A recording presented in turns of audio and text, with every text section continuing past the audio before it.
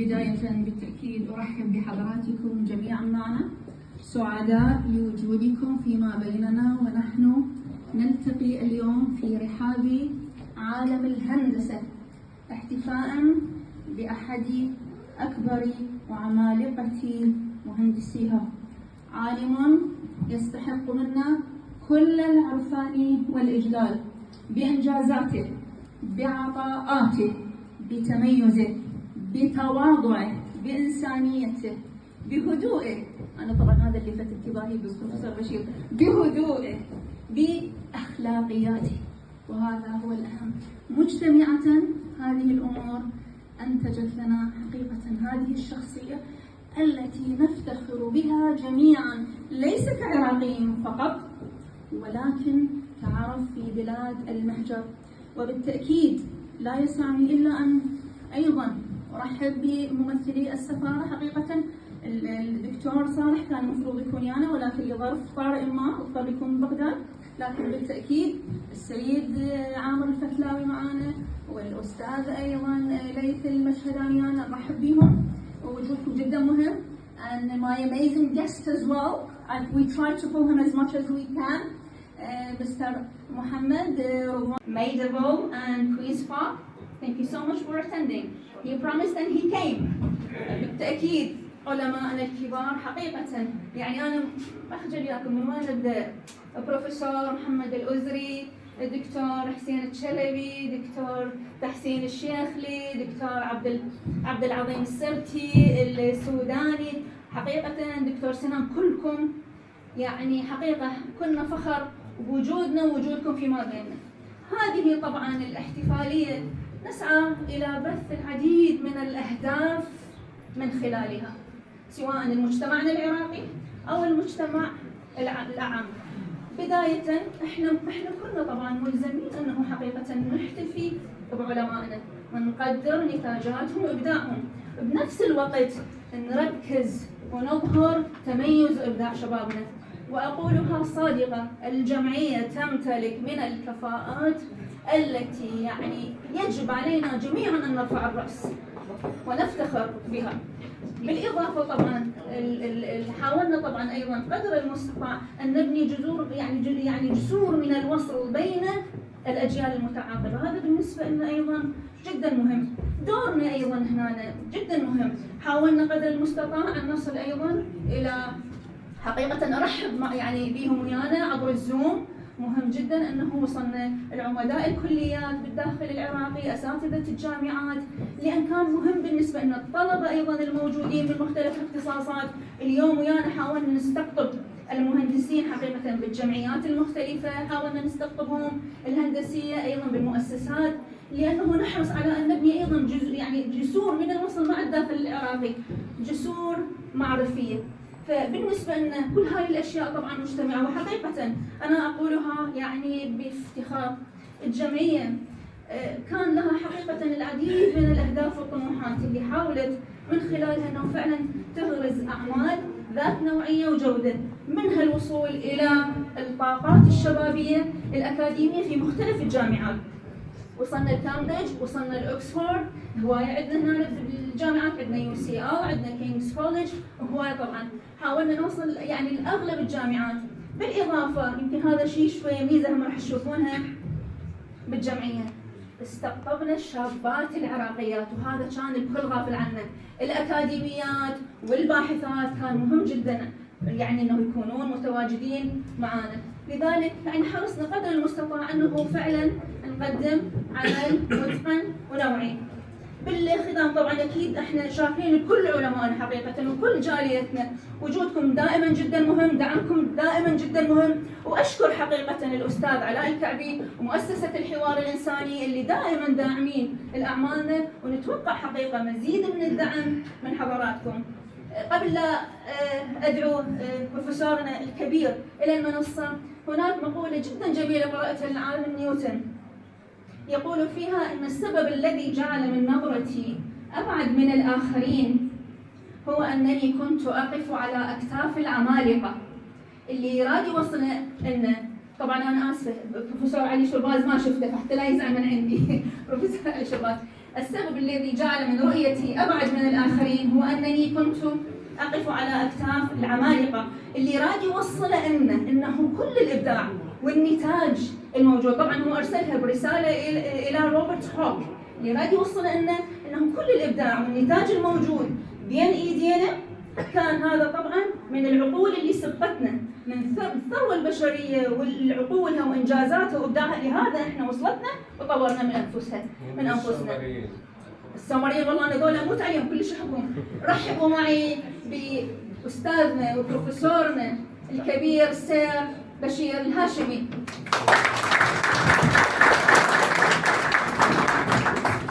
ولو ان احنا راح نطلع شويه من الاجنده، بس ان شاء الله راح نبدا نحول هذا، وبعد هذا ان شاء الله نستقبل كلمه من الممثلين.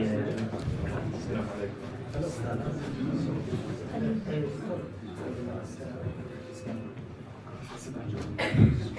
عندك هذا ولا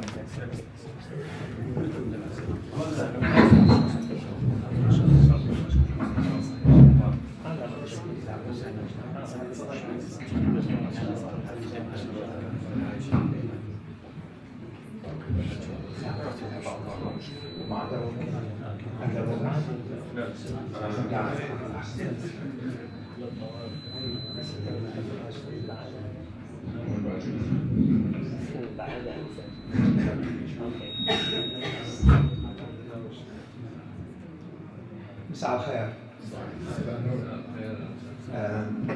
بالبداية نشكر أي واحد الحضر والناس اللي ساعدوني أجي أشوفكم.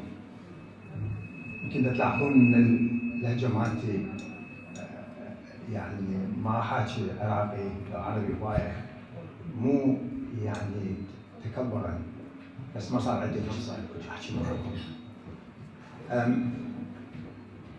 صار لي 48 سنة في هالبلد، يعني ما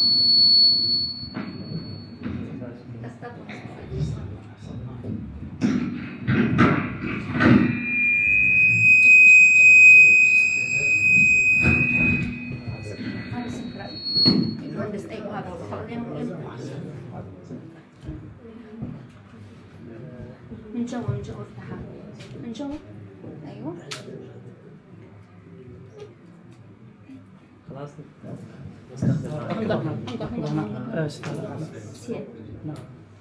شوف من الأحسن لو صور هذا أحسن بروفيسور. يعني شوف والله شوف من الأحسن. تسمعوني؟ لا. The other one is better than the other one is better. Yes. تسمعوني هسه؟ لا. تسمعوني؟ تسمعوني هسه؟ تسمعوني هسه؟ يعني هذا لازم يبين على انه المحاكي قدام الناس، ترى هذا الشيء غلط. يعني احكي دائما ويا الناس، بس انا شوي مرتبط. ليش؟ لانه اول مره اشوف يعني ناس عراقيين هوايه وناس كبار، فيعني سامحوني بالبدايه الى مثل السياره الى النحمه، وبعدين ابدا احكي زين. قلت بالبدايه جيت الى بريطانيا 1978 عمري 17 سنه، ورا ما خلصت السادس من مدرسه العلمية. ما كنت يعني مفكر او اقول الفتره هذه، كان تفكيري اجي لهنا اكمل دراسه وارجع. فمن سألوني اجي احط المحاضره، فكرت شنو اسم المحاضره، فقلتها opportunity. فانا صرت احول للانجليزي، لانه اول شيء افهم لكم اياها احسن، ومعظمكم تحجون وكلكم صرت تفهمون انجليزي. ف 48 سنه يعني 48 years. I'm going to try to summarize in 35 minutes. So it's going to be not easy, but I'll do my best. So an opportunity in 1978 came for me to come to the UK to study. I took the opportunity. 6 years later, I finished my undergraduate degree in electrical engineering, and then another opportunity came to study master's PhD, and I did that. And in 1989, I completed my PhD. Then I had another opportunity to work in industry in the UK. And I did that for 10 years. And then I had another opportunity to join Academia, and I joined University of Southampton, where I stayed 20 years until 2020, and then I came to London to join King's College London. So I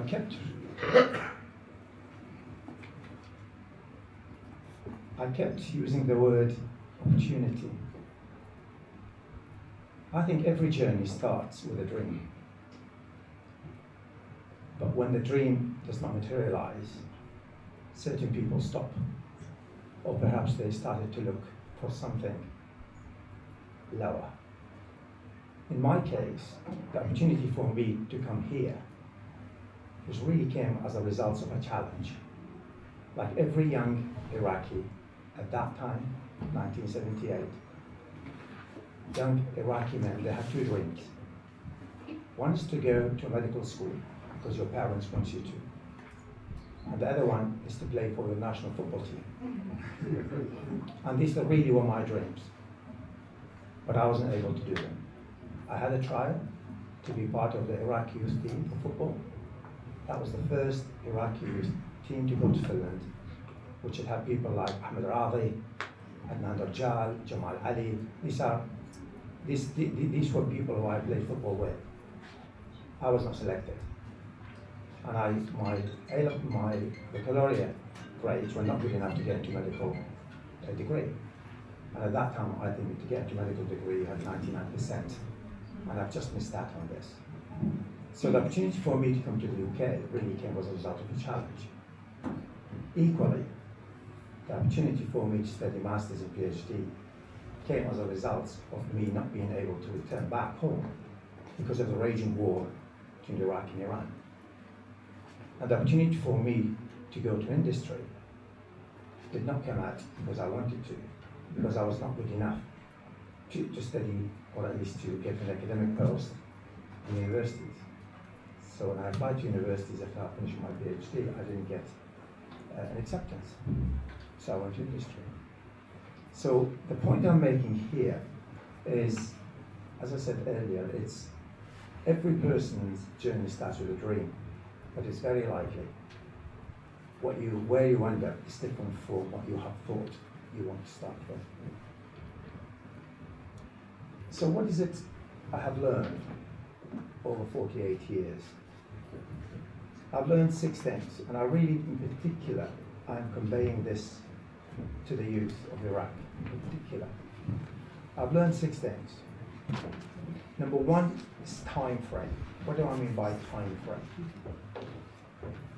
When you make a decision, what you do next, it's really a function of what you have done before, of the present, and what you're dreaming about in the future. So there seems to be something around time frame. And often we get stuck in what did not work, and we become very pessimistic. We just think the world has caved in, there's nothing in it for us. Sometimes we do the opposite, and we think far too much of the future, where we don't really focus on the present.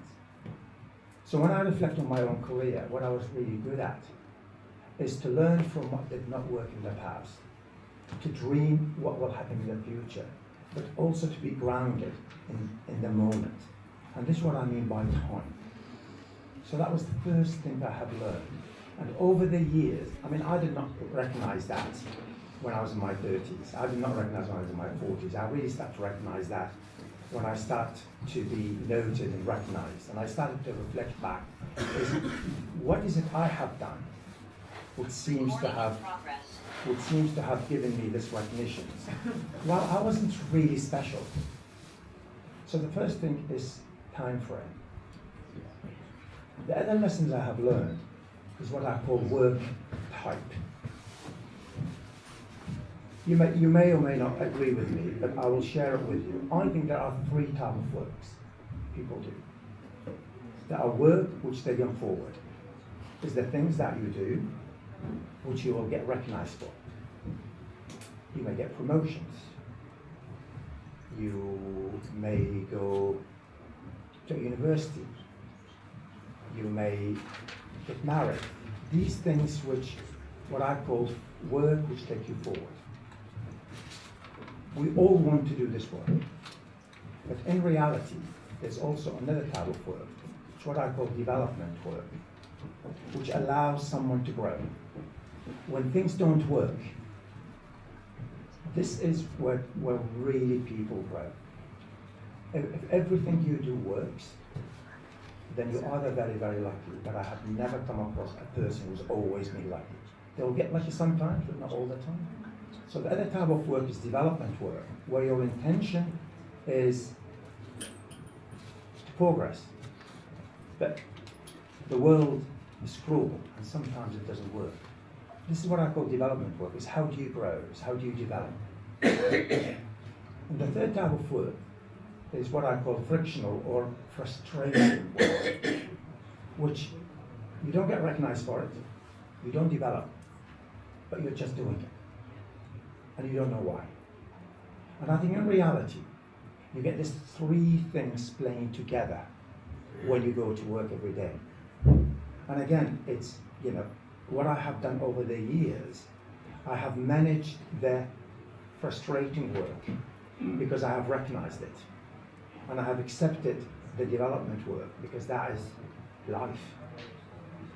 And I've also celebrated when I do work that takes me forward. And again, I hope this is not coming as a, look, I am an engineer, but really over the years, I become sort of a deep thinker around what makes people successful. Because we all have a pair of eyes, a pair of ears, a set of teeth, one brain. So what makes people succeed more than others? And I think these are just two things I have shared. The other one is intelligence. And I think, in particular, when I was growing up in Iraq, and still is part of the Iraqi culture, is you are only intelligent if you go to a medical school. If you are an artist, then you're intelligent. If you are a successful businessman, you're not intelligent. That is wrong. I think there are three types of intelligence. Intellectual intelligence, which really what I think all of us have, to a different degree. You know, the intelligence which we go to college, to university, to school to learn, where we learn it, we apply it, we analyze things with it, and we make decisions. The type of intelligence, emotional intelligence, which unfortunately the Iraqi culture does not encourage it, which you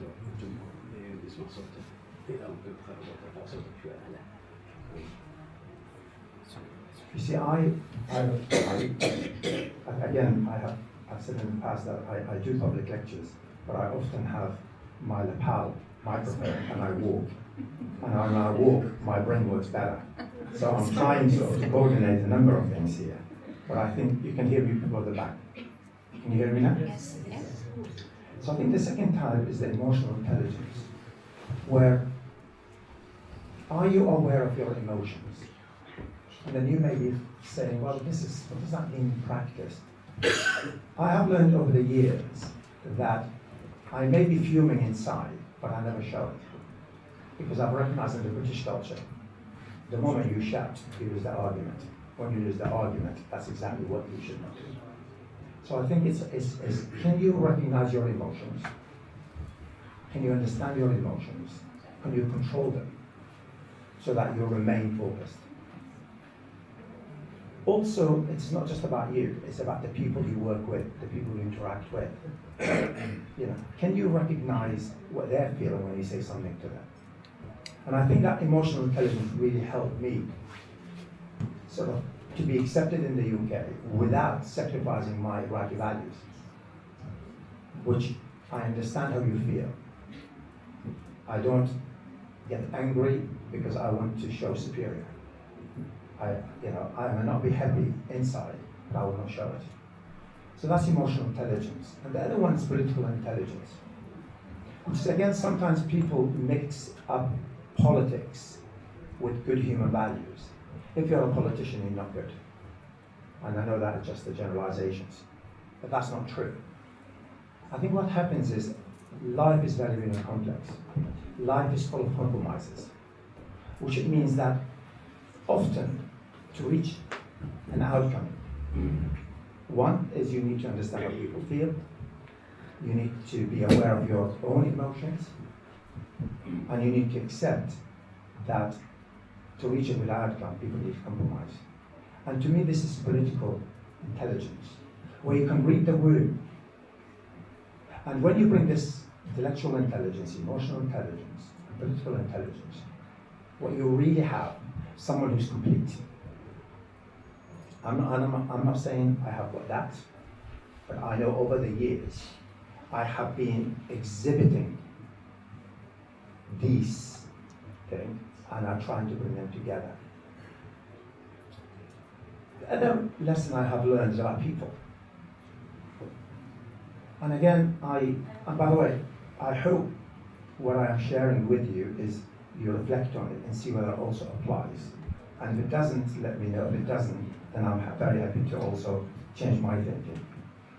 The other one is about people. I think there are 4 types of people in the world. The first one is what I call good citizens. The world has got a lot of those. People who are just happy doing a good day work. That's all what they think about. It's not just work, they think about something else as well. Their families, their hobbies. To be a good citizen is okay, but I have yet to see the world changing with just having good citizens. Good citizens is not enough. The second type is what I call the awkward type. And the awkward type,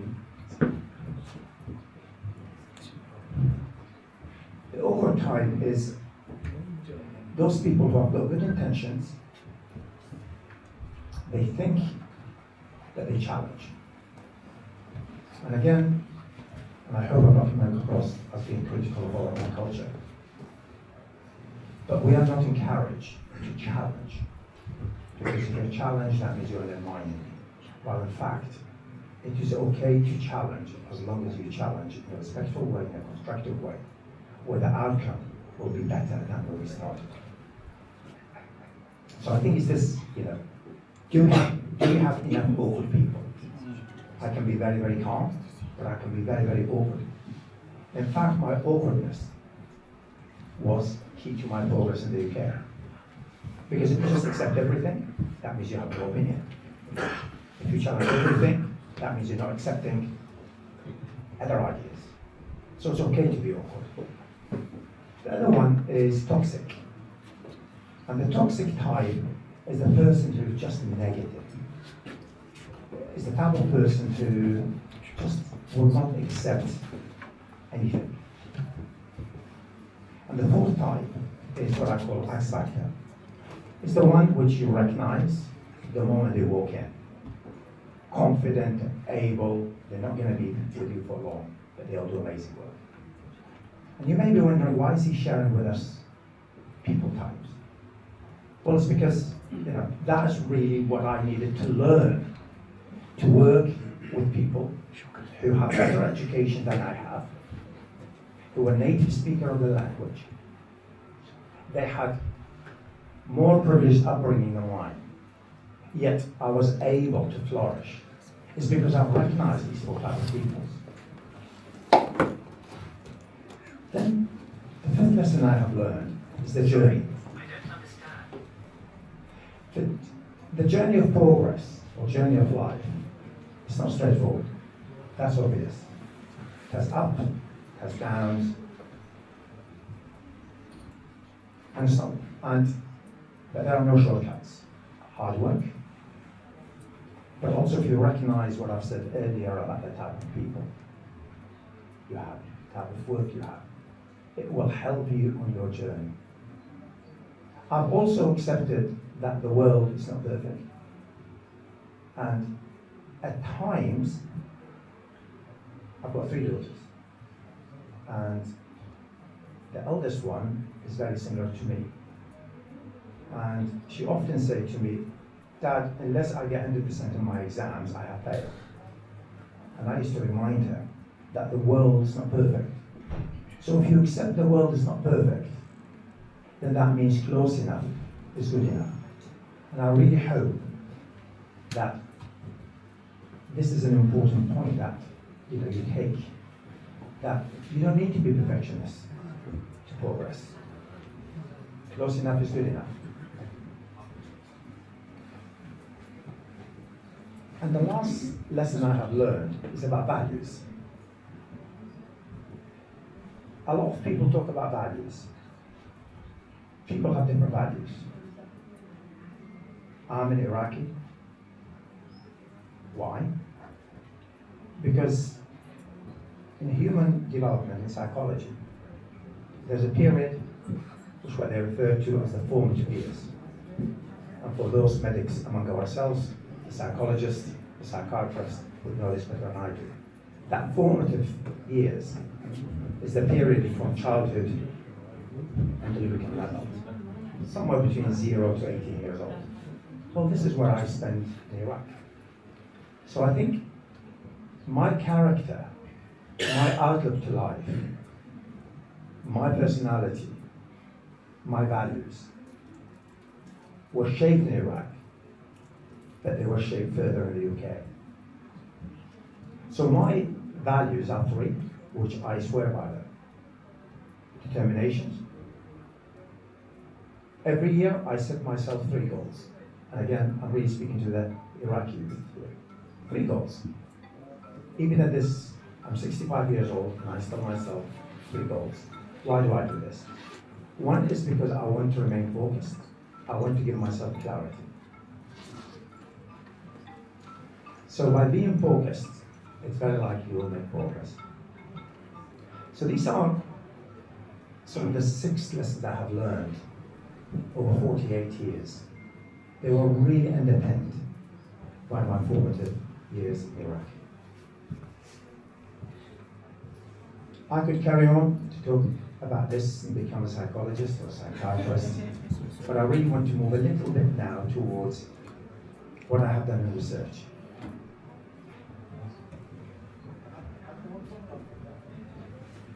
So I did my PhD, I finished my PhD in 1989. And the world at that time was going from analog world to the digital world. For those who are young, may not recognize in Iraq, in my time there were 2 channels, I think channel 7, channel 9, is that right? Right. Now I don't know how many channels, but there are more than 2. I think at that time in Iraq, if you are lucky enough, you may have a cassette player to play music, or at least to listen to music in the summer, in the very, very hot summer. The young of this generation will just say, really, the world was started to go from analog to digital. So I was very, very fortunate. And again, it's about your dreams to do one thing. You know, I want to be an academic. I want to become an academic after my finished PhD. But I wasn't good enough to get lectureship positions in the UK university at that time. So I went to industry. And I worked for a number of companies. And what we are looking at is what will the future look like? And I really do have, I was tempted to do a PowerPoint presentation, but I thought, no, it just becomes too boring. I have slides of what will the world looks like by 2000. And the world we have imagined, it will be young people walking, speak on their phone, listening to music, watching videos, communicating with people all over the world, and that's exactly what happened. So what will, at the heart of this, was something called digital computations. And digital computation, for those who are not an expert, it is very much that if you have a mobile device, then anything you request for the mobile device to do, whether to connect to the internet, to stream video, to do a bank transfer, the mobile device will do a digital computation and has got 3 things it needs to consider. Number one, how much energy you prepared to pay for this. If you pay too much energy for it, your battery will run out very, very quickly. If you pay too much for it, in terms of the electronics inside, mobile phones will become too expensive. And number 3, that you want your mobile phones to do a lot more than they have done before, but you want still your battery to run for about a day, and therefore it may not cost you a lot more. And these are the really 3 challenges I was fortunate enough to work on. And I have made some fundamental contributions to what would make successful computations in mobile phones. That was not recognized until 2018. I made this discovery around 2002, 2003, 2004. And I really give credit to the pure maths and applied maths I have done in Iraq. Even though I did not get very high marks in maths in Iraq, but I had a good foundations. So that was my mathematics. And I got recognized in 2018 when I gave a talk at the Royal Society here, which is a very, very prestigious organization. Where there were giants like Newton and others, fellows. I talked about what I have done, and those who were in the audience did not really think I did this, but eventually they checked it and they agreed that I did this work. And 2018, I got recognized by Commander of the British Empire, and I met her, the late Majesty the Queen, in 2018 in Windsor Castle. So I've done that, and I've done other things. I've also changed the way in which electronic chips get tested. And what I mean by that is, you might have heard by now that America have stopped selling chips to the Chinese because the chips, the electronic chips, is what underpin everything we do in the world. When I was in my PhD, the number of transistors inside a semiconductor chips was about 1 million transistors.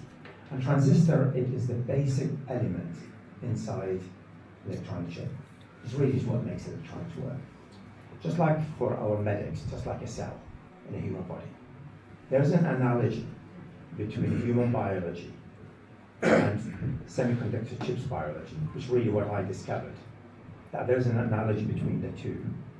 And I wrote a very seminal paper in 2005 where I argued that semiconductors of the future, they will be just like human beings. But they will just have multiple brains. They will not just have one brain, they will have multiple brains. But they will still have electrical current, just like they have a blood in a human body. They will have cells, they will have transistors, they will have proteins, they will have voltages. And that really changed the way in which companies in the world look at testing chips. None of us here has got perfect health. You know, some of us are on medications, others have been lucky enough they're not, but we still come here. We still exercise. So human bodies function without being 100%. So my argument was very much that why does electronic chips, which has got billions of transistors, we need to test everything. There are things which, even if they don't work, we could still accept them. And that changed the way in which companies test these chips, so that they don't spend too much time on them. I've got some, if you are interested, some of the prototype I brought with me. I'm sure you would like to see them. So technologies which I've developed in the 80s, 90s, 2000s. And again, it's, you know, a chip at that time has 1 million transistors. Now it has got 20 billion transistors. So to go from 1 million to 20 billion, how can you design for that complexity? Well, that's where a lot of research has gone, not just mine, there's a lot of research has gone into this, but I've made a contribution to this. So what I want to do next is really just to say a little bit about the current technology, artificial intelligence. So I was fortunate enough to make the contributions to mobile phones. And what I have discovered, it is very likely in the mobile phone you have.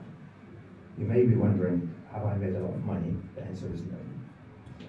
Have I got a lot of recognition? The answer is yes. So sometimes I get asked the questions, would I rather have the recognitions? Would I rather the wealth? Honestly, I prefer the recognitions because I'm still in a reasonably good health, and I prefer that. So in terms of artificial intelligence, I hope my health will continue to be good, and I hope I will make contributions to artificial intelligence. I'm already making. But my thinking around AI is there are two sides to it. There is the benefit side, and there are the risk side. And that's not something we had in the past. You know, every once in a while, a big transformative technology comes up. Mobile phones, internet. AI is different because of that two sides. You get it right, we will flourish. Get it wrong, and no one knows. So what do I mean by get it right? I think we already see it. At King's College London, I worked quite closely with Guy's Hospital, St Thomas's, King's College Hospital. AI being embedded in diagnostic routinely.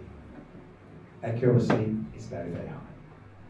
But equally, the models are being trained on a certain type of data. And on occasions, it makes mistakes. In particular, if you come from a black background or ethnic background.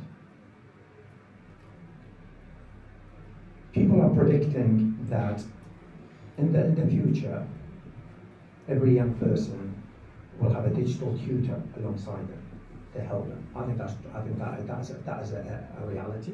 Recording in progress. But the downside of that is not every country will be able to do that. I can imagine, for example, countries such as Iraq would never have that access to that. One is because you don't have the technology, you don't have the infrastructure, you don't have the data, you don't have the talent, you don't have the skills.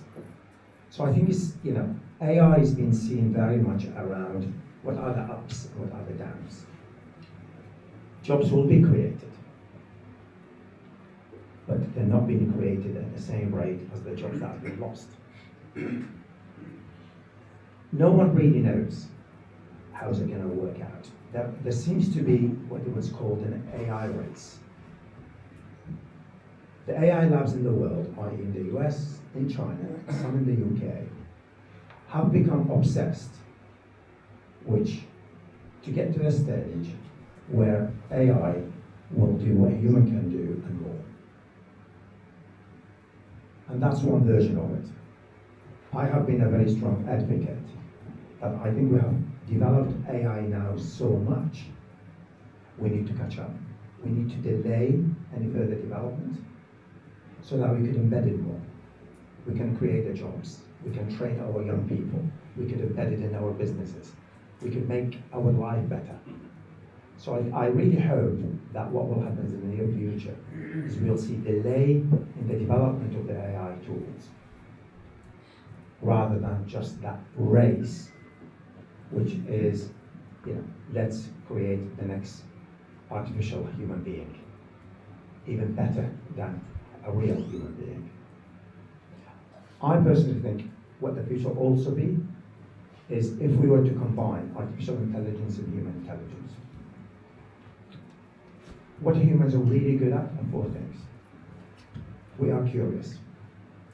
The reason why we have the internet, the reason we have the mobile phone, is because we have imagined a world where things like this will be good for us. And I think it turned out to be good. So curiosity is what a human good at. But then curiosity does not happen by itself. So again, the message to young people is do not over-rely on AI to the extent that you just don't learn anymore. The aim here is use AI, but combine it with what you know. I use AI on a daily basis, but I don't use it randomly. I'm very disciplined. I think about what I want it for, and then I will communicate with the AI. I don't know how many of you have really worked extensively with AI. Human beings have got certain characteristics. One of them is the ability to communicate in a natural language. Now we could do the same with an intelligent machine. So if you ChatGPT is a really intelligent machine. Gemini is an intelligent machine. You give it natural language, it gives you natural language back. So it's that curiosity is going to be really, really important. The second one is around judgments, because that's what human beings need to continue to exercise judgment. AI gives you answers, but then as a human we still need to judge whether what has been given to us is worthwhile or not. And again, how can you judge something if you do not have background? So if you are a pathologist, if you are a teacher, if you are an engineer, even if you are a businessman, if you do not have the foundations, what is the point of using AI? Because then you will be just misled completely. And that really goes back to my advice to young people in particular, is just because there's AI does not mean that you stop learning. Stop learning and amplify it. Stop learning and accelerate it. And the third one is around responsibilities. It's AI gives you ideas, but these ideas still needs to be tested. And again, that's where the human beings comes in. But with every idea, with every solutions, human beings need to look at the implications of this on the environments, on us, on anything that we believe to be valuable. So to me, the future, and again, when I look back in the early 90s when we were developing mobile phones, we were really obsessed with just design something that works, which does not need to be recharged for one day, and we have cracked it. We've never thought about the implication on the environment. We've never thought there will be more mobile phones than human beings.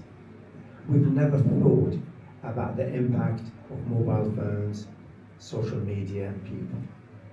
We need to learn from this.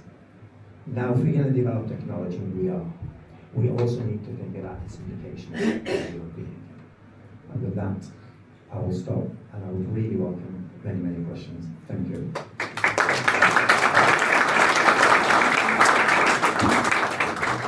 Maybe we have a room for like 15 minutes if anyone have a question. I would appreciate if we keep it concise and maybe short, please. Yeah. If you do you want to pass maybe a microphone if you want, or that one as well?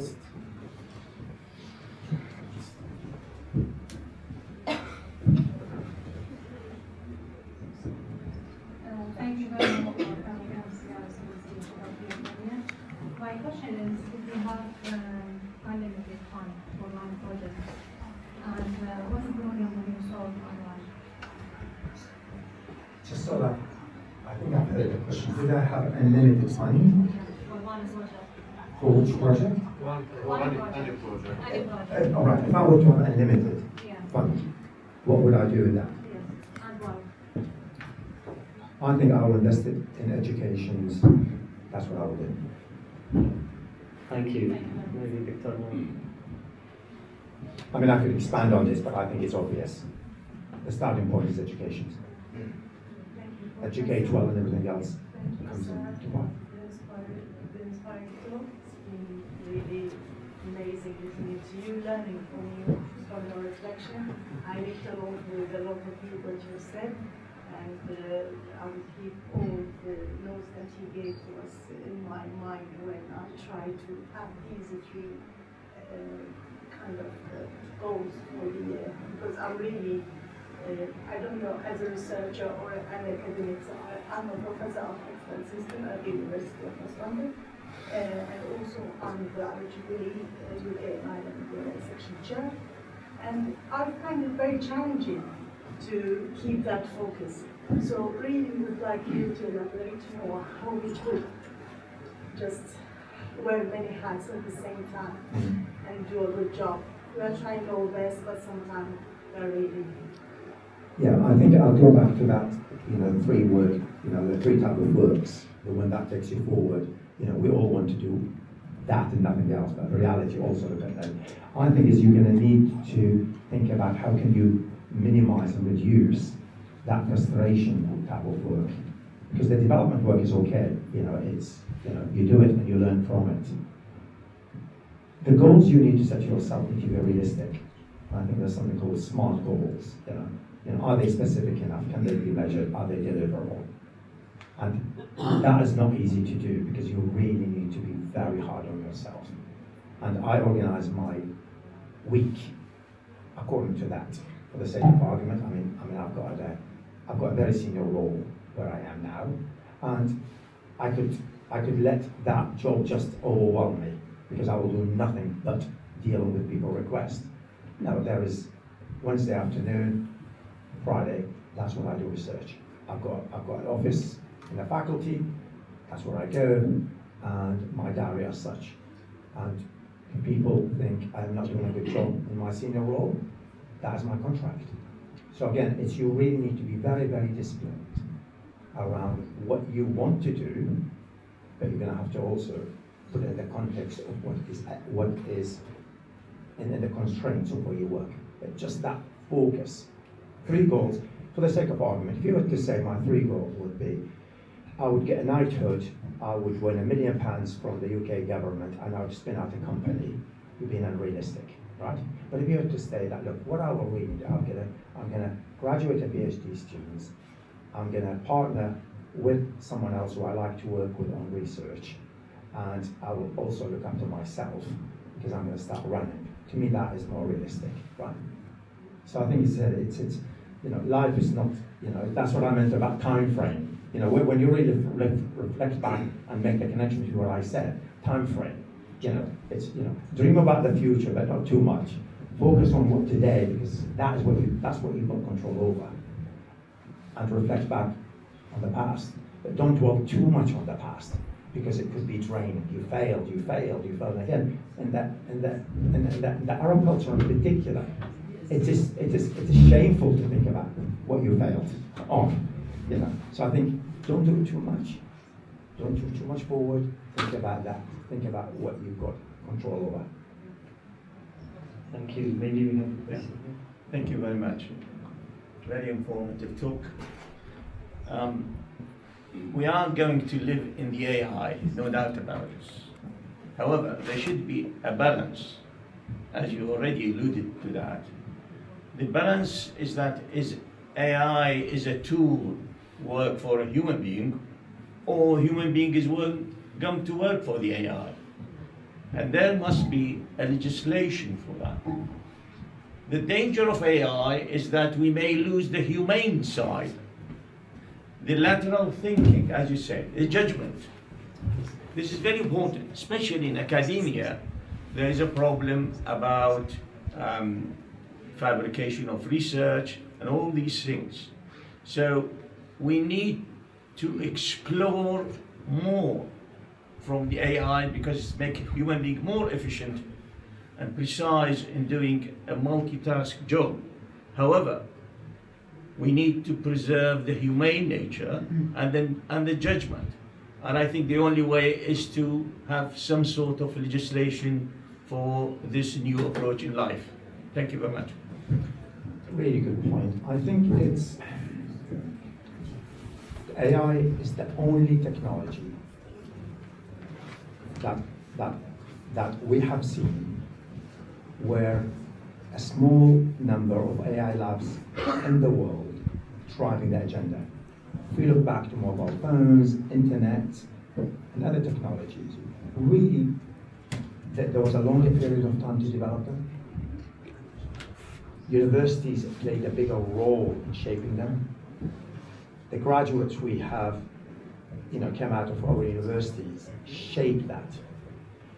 AI has not got that features anymore. AI is being driven by these big, powerful labs, where they're obsessed with, can I get to the 1 trillion public valuations? That is really what they're driving. I think, the UK has been, the UK is a small country, and despite that, they do very well, right? I think the UK, US, China need to slow down the developments of AI.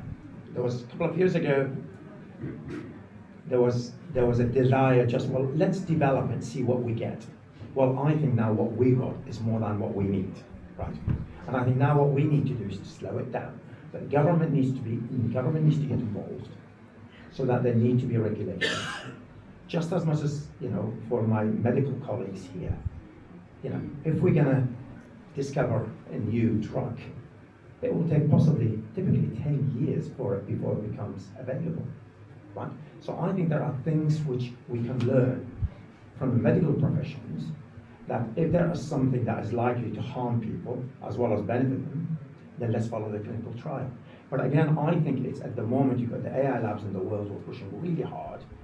Government cannot keep up, and universities are falling behind, and public are very, very worried.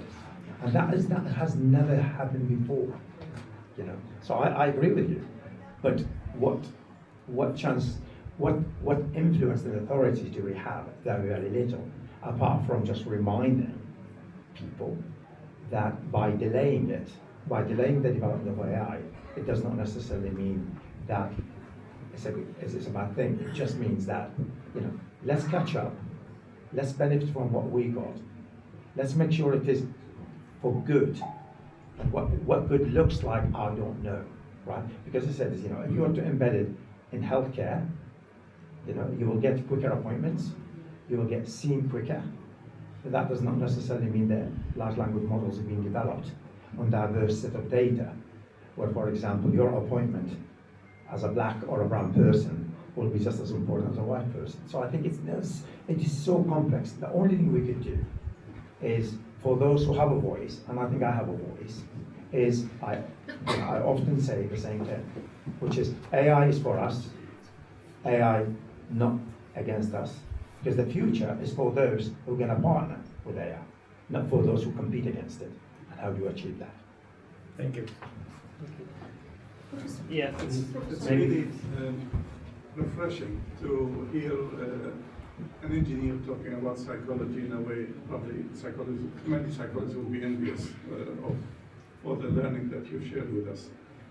I came to the point that you're talking about, and in terms of the AI and human beings, and your call for slowing down and catching up with the development that has taken place.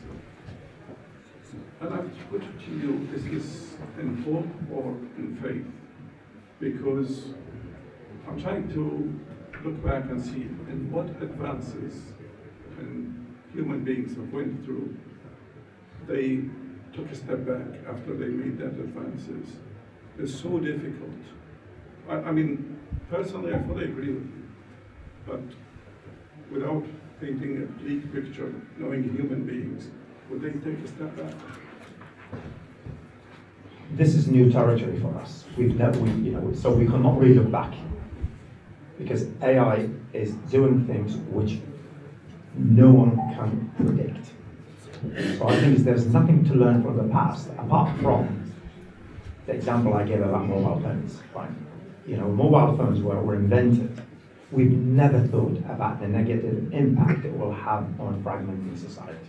We've never thought about mental health. That link between mental health and mobile phones and social media, it's well established. So if we could look back on this and say, well, look, we did not slow the development of mobile phones. What we should have done to thought about the impact on a society. Now what I'm suggesting is slowing down because we have not really evaluated what we got already, what we got already so powerful. Why do we want to continue to develop it when we have not really worked out what do we want to develop it for? You know, if it is to do with automated drug discovery, and again, as someone who really close to this, right? It is possible. We heard it yesterday on the BBC. It is possible to automate a certain drug discovery. But our regulations will not accept an automated solutions. Humans need to understand how this drug was discovered. So again, it's, you know, our regulations have been developed with the human in mind, and now AI are challenging this. So I think it's the whole dynamic that needs to be looked at. Otherwise, slowing down just means we don't stop completely. We just need to see how we could make a lot of what we got. We have young graduates who are not, perhaps, you know, their jobs opportunities are limited because universities are not able to catch up in training them.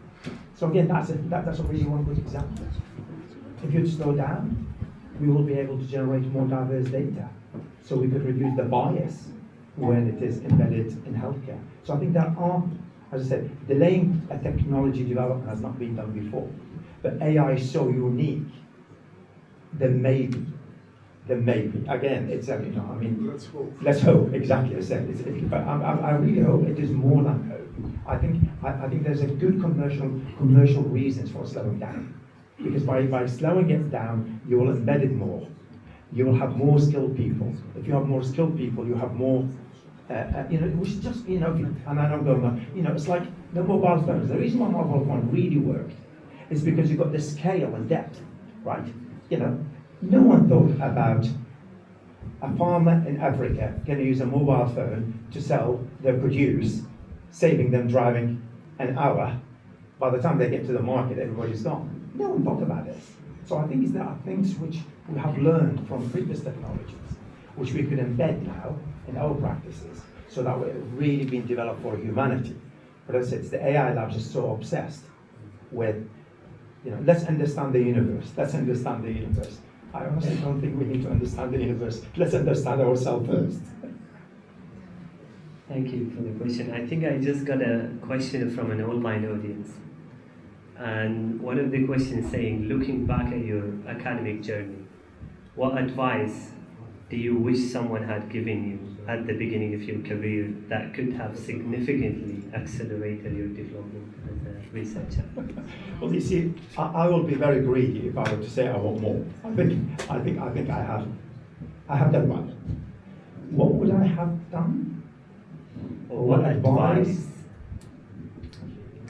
you wish someone has basically given to you? Possibly travel more to present my work in conferences. That's something I decided not to do because I want to spend time, and I know this is a cliche, but I really wanted to help my wife to bring up our 3 daughters. So it is a fact, I am very well known in the US, yet I've only been to the US 3 times. And that's on a family vacations, not on conferences. So again, it's, you know, what would be the one thing I would have done more of? Not advised, I think it's to travel more so that I could present our work more. Thank you. Do we have any other question here? Okay. Thank you very much, Professor, for your excellent presentation. I have one question I'm interested in. Will you envisage that the AI will be able to do surgical procedures, minor or major, or both? Well, robotic surgery is almost you know, sort of business as usual now. I mean, you know, Guy St. Thomas's Hospital, majority of our surgeons now are robotic surgeons. There's a very famous surgeon called Professor He's one of the world's, Google him, one of the known surgeons in prostate cancer, and he's really a robotic surgeon. A year ago, he gave a talk at the Royal Academy of Engineering because he's so much interested in robotics. He's really an engineer, not a surgeon. He gave a talk at the Royal Academy of Engineering, and at the end of his talk, there's a quiz around. I mean, he did say how many operations he has done using a robotic surgery. He was, by the way, on the news recently where he did a remote surgery between London and Isle of Wight, I think. Right, that's the surgeon. And he asked the audience, and he had a lot of audience, about he's using robotic surgery 98% all the time, and that 2% is where he's overseeing the robots. Will patients be okay if that 2% also be done completely automated? And 97% said no. Right. So another word is robots can do almost everything now, but patients in particular, want human to be there. I think with time, in decades from now, I think robots becomes a lot more common among ourselves. Intelligent machines becomes a lot more common among ourselves, just like mobile phones. I think our attitudes towards robots will become a lot more trustworthy. Yeah, I trust that, I trust it. Maybe decades from now, yeah, a robot will do everything. Has it been audited? Again, I think it goes back to the question. I think is the way we do auditing now is not fit for what the future is. And again, that is, and that's what I mean by slowing down. Because what we've got is being developed over decades, which have served us good purpose, but what's been sort of predicted is not compatible to what we got. And that's why I think it's that, by slowing down, we have time. And the UK has got what they call the UK Safety Institute, which really does exactly that. But again, they don't have time. Because things, by the time I follow large language models, every 6 months, what it's capable of is a lot more than what it's capable of before. So 6 months, it could do a lot more than what it did before. It takes more than 6 months to do the testing. Thank you. I have maybe a limited question, maybe Dr. Ali, maybe. By the way, we have not heard from women. I mean, I had to be a bit biased. My wife reminded me. We need to go now for Dr. Ali, Professor Ali, and then after that, can we please leave a bit of time for the youth? Yeah, it's I very think that's a good idea. That we learn about my from. questions? I لا mean, لا حضرتك بس يعقد بس.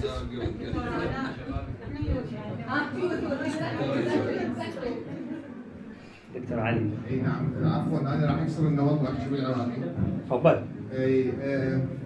انا اليوم جيت نحتفل بابن بلدي مع حفظ الطالب بشير الهاشمي اللي التقيت به ب 2001 في الجامعه المستنصريه ونصحت على FPG كنت مدرس هناك. حاليا انا بروفيسور في كامبريدج.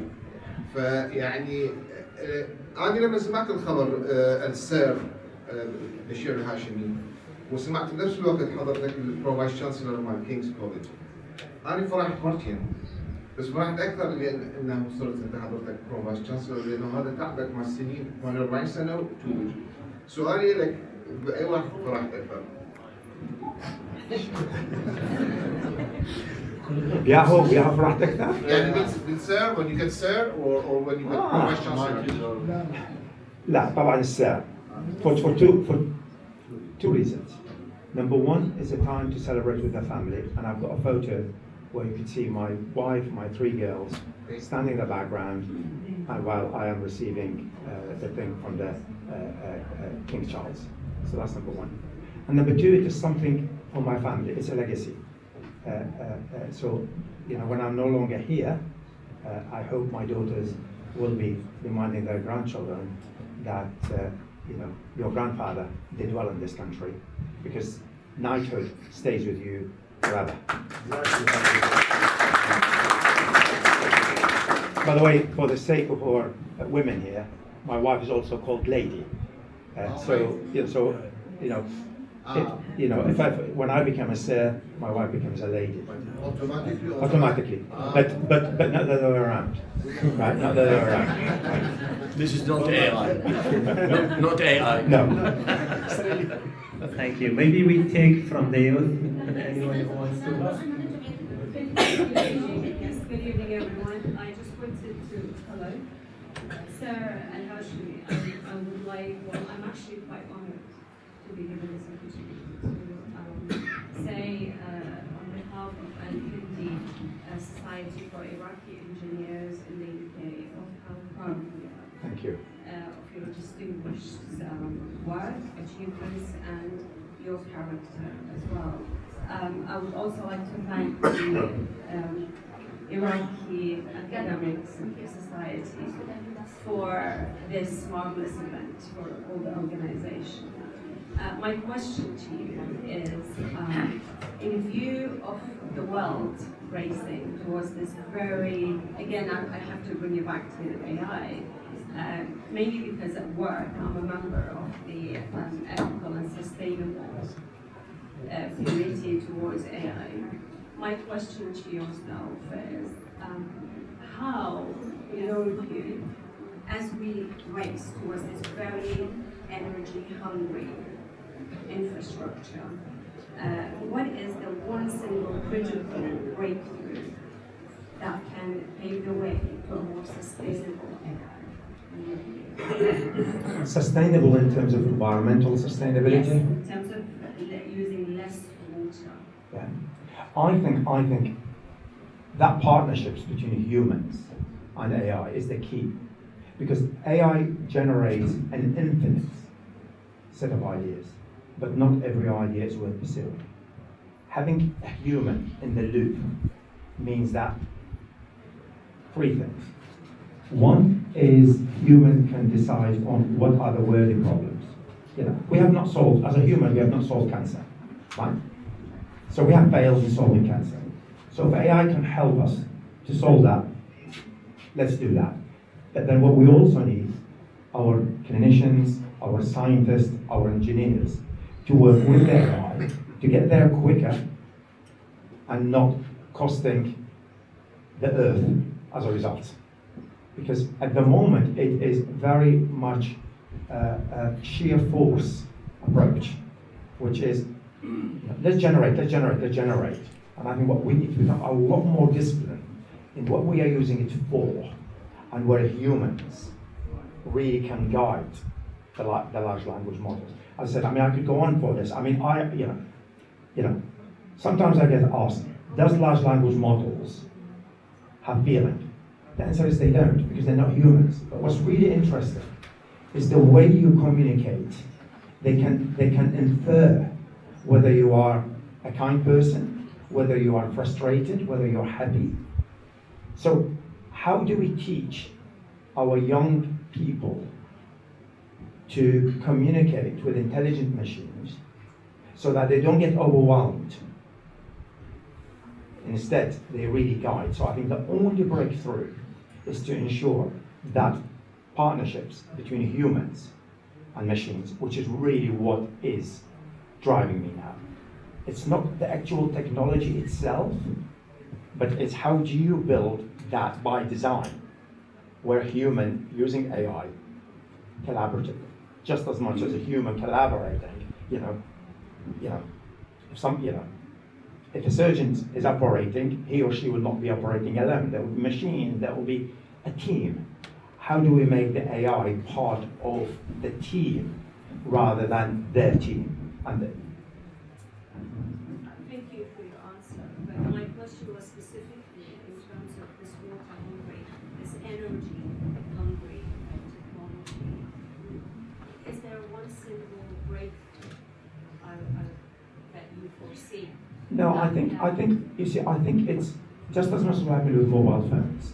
I think it's one can continue to reduce the energy consumptions, and as a result, also the heat and the water by design. In other words, designing the hardware and the software.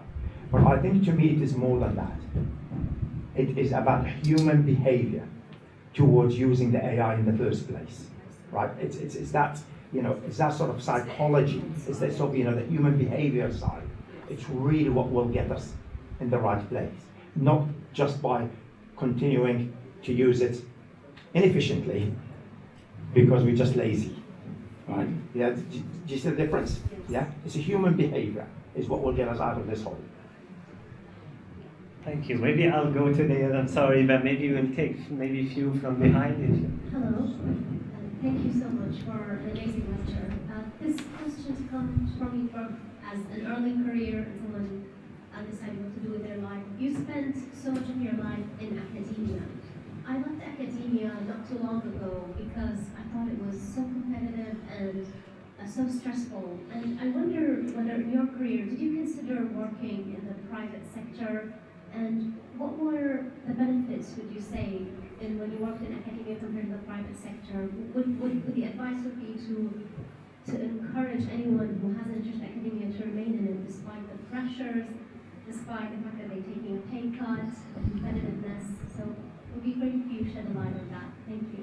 I mean, first of all, I'm sorry to hear that you left academia because you didn't feel it is the right environment for you. But I do accept that. You see, I worked, after I finished my PhD, I worked in industry, and I worked for a decade. And then I went to academia. So I was able to continue working with industry when I was in academia. In fact, that was another reason why I have progressed so well. It's because of my industrial experience, I was able to build industry links when I was in academia. So I wasn't just an academic. I was, you know, an academic solving difficult problems that high-tech, deep-tech industry would be interested in. I spent out 3 companies with my PhD students. So in terms of what advice do I give you? I think the world has become a lot more competitive than when I was your age. There's no questions about this, for various reasons. What's under your control is working hard. What's under your control is to have a positive outlook. What's under control is to develop that determinations and perseverance. When things don't work, you still carry on at it. I mean, my youngest daughter, I think she's similar age to you, I'm guessing. She's an anaesthetist and she's a foundation doctor. And it is very likely in 2-3 years' time, there will be a lot less need for an anaesthetist because I think robots will do that. So she's already thinking, you know, so that's why, you know, she's doing a course on AI. She's learning about ethics because she may actually come out of NHS and do something different. And that's unheard of, if I tell, this would have broken my wife if it was for her first child. She would say, we worked so hard to support her, now you're gonna, So my point here is you really need to give an open mind, develop skills, build the partnerships with AI, whatever that means, right? And then, if it means that you need to broaden your horizon in terms of the type of job, if you are trained in X, it doesn't necessarily mean you need to have a profession in X. You could have something different. Because the world has changed. There's no guarantee now for 40 years job security. These days as well. Thank you. Maybe I'll have I think, okay, maybe the last question here. Maybe. Thank you very much. Mohammed Sudani من Catering. I'm a consultant urologist. So the question of about the audit of radical prostatectomy, yes, being done.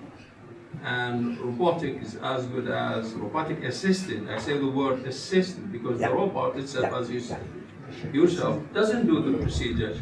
The surgeon does the procedure assisted by the robot. So the results are similar to an open surgery, but with less blood loss, less hospitalization, and less complications. It's quite a good procedure. And I think this is, as you said, will continue. There will be no change. All medicine and every science will progress. AI will possibly make it go faster. Anyhow, I come to your presentation. It was wonderful, and I thank you very much. And if there is opportunity, it's our opportunity to listen to you. It was great. You spoke about personalities, about intelligence, the type of intelligence. But there is one thing you just said once, is the talent. And I think people are intelligent and they got the opportunity. Some people take it, some people miss it. And we all have these missed opportunities, we still talk about them. But the people who get the opportunity may be coupled with talent to excel. And look at Da Vinci, for example. He didn't go to school, he didn't have any education. He educated himself, and he's the most famous art person. His writing and his drawing is so good, so beautiful if you look at them. So he must have a talent in this particular, in the art. And we take others like musicians, we have Beethoven, Mozart, and others do the same. If they become doctors, possibly they may fail. And if we go back even from our side, look at Khwarizmi, who is the basic for everything. Algorithm and everything will be based on his theories. And even if we go further to the Sumerian, we mentioned the word. The person who has invented the writing, just imagine, he's such an intelligent man, but possibly he got a talent in this particular issue. Don't you think, I mean, you are a scientist, you're a very intelligent man, and your achievement, this great achievement and prestigious, you have a talent in this particular specialties you have, and possibly, I don't say luckily, if you went into medicine, possibly you couldn't achieve what you have achieved now. Thank you very much. Thank you. Thank you. I think you have really touched on a very, very important point, talent.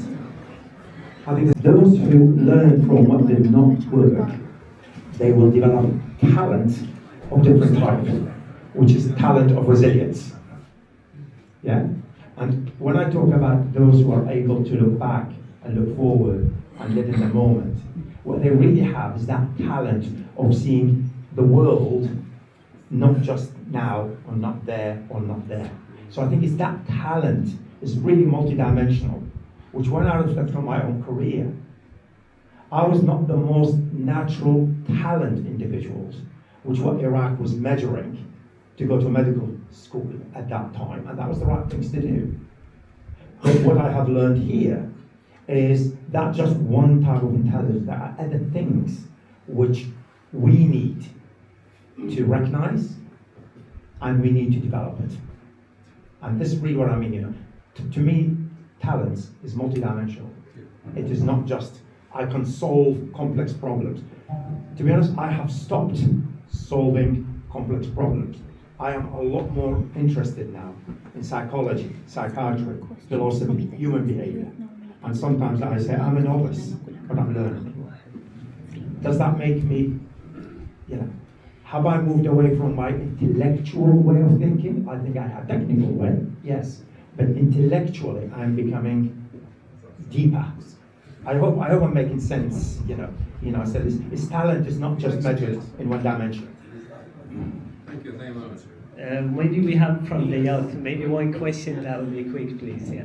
First of all, I just wanted to say thank you for your time. WhatsApp audio. It's very inspiring to us young people to kind of see what you've achieved. My question is, I've recently finished my master's in AI, and I'm looking to do my PhD in September, and it will look at AI development, keeping up with AI development, and startups as well. So I'm getting involved with a lot of startups through accelerators. So what advice do you have for tech startups to ensure that they survive in this era where we're seeing a lot of AI labs eating up a lot of startups? Yeah.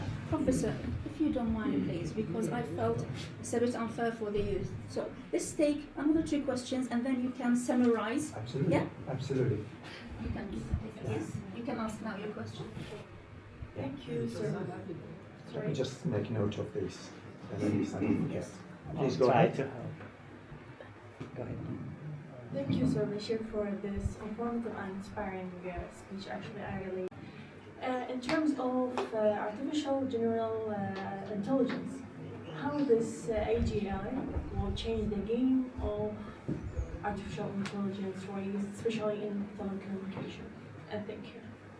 And last question, probably. Yes. So I refer for the youth as well. Assalamu alaikum. I'm Muhammad al-Muhammadi, Vice President of Iraqi Student Union in the UK. We represent more than 20 Iraqi student societies across many universities in the UK, and we have over 500 members. I would like to ask about Iraqi youth leadership, and the question is, what Iraqi youth leaders should focus on to change or bring to the Iraqi society? Thank you. Thank you so much. To come back to first of all, I'm delighted that you're involved in a startup. I think that's the right thing to do. But it is risky.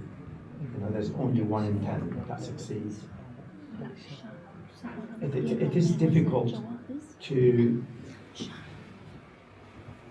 develop something that is unique, which the big AI labs will not do. I'm not best placed to offer advice, but if I have to give advice, I think it's what we are observing. It is not the technology itself that matters now. It is the bits that you could bring together which will automate something. What I mean by that, if you were to take, for example, clinical trials for drug discovery, the science of the chemistry and biology, there are very powerful tools to do that, AlphaFold and so on. But the bits around it, getting the paperwork for regulations, the diverse type of data that you need to bring together to expose to the large language models. So it's the bits that you could automate which will make the scientific discovery quicker. That is where we're seeing startups surviving. So in other words, don't compete on the core technology. Pick up an applications and say, are there things which, not the science bit, but sort of the peripheral things, if we were to automate them, in the clinical trials, you get lots and lots of data, diverse type of data. Could you automate that? Can this type of data be reused for another type of clinical trials?